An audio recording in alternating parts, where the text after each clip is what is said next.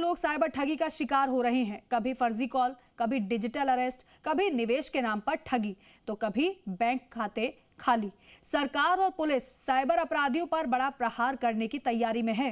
केंद्र की तर्ज पर राजस्थान में भी 350 करोड़ रुपए के hitech Rajasthan cyber crime coordination centre R4C की घोषणा भी हो चुकी है। लेकिन इस पूरे मिशन में सबसे बड़ी रुकावट कोई तकनीक नहीं, बल्कि एक बिल्डिंग है।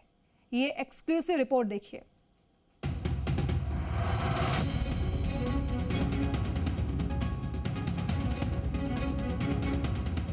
हर दिन नए तरीके, हर दिन नई ठगी, हर दिन नए शिकार। राजस्थान में साइबर अपराध लगातार बढ़ रहे हैं।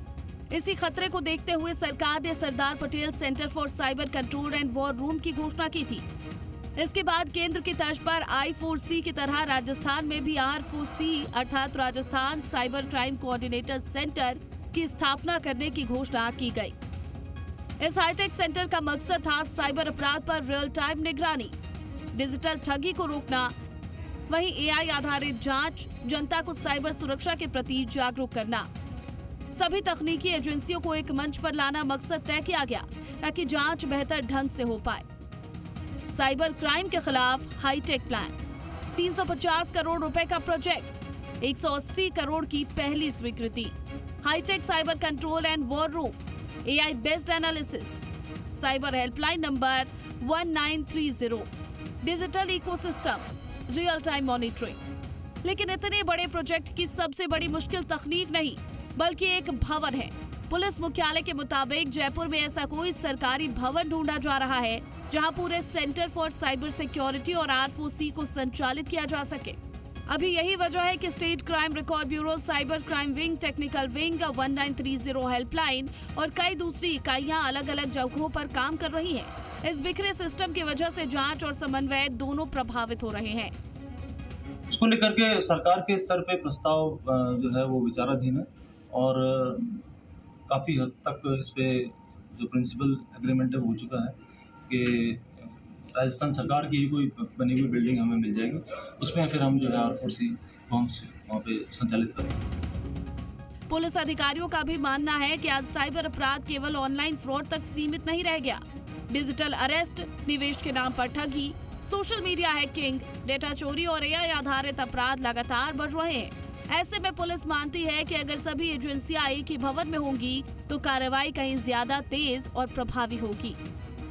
मुख्यमंत्री की बजट घोषणा 2025-26 में सेंटर फॉर साइबर सिक्योरिटी की स्थापना का ऐलान किया गया।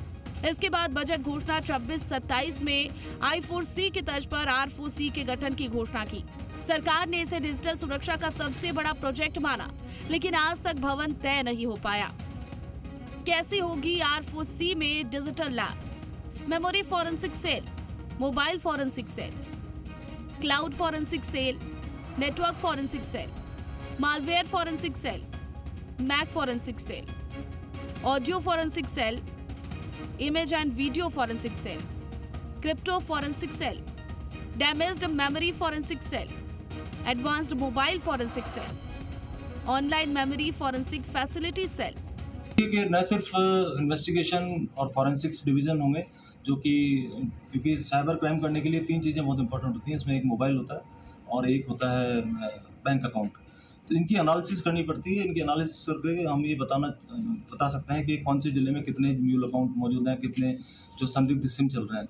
तो एनालिसिस के लिए एक पूरी फॉरेंसिक वहाँ पे लैब चाहिए। एक तो लैब बनेगी वहाँ पे।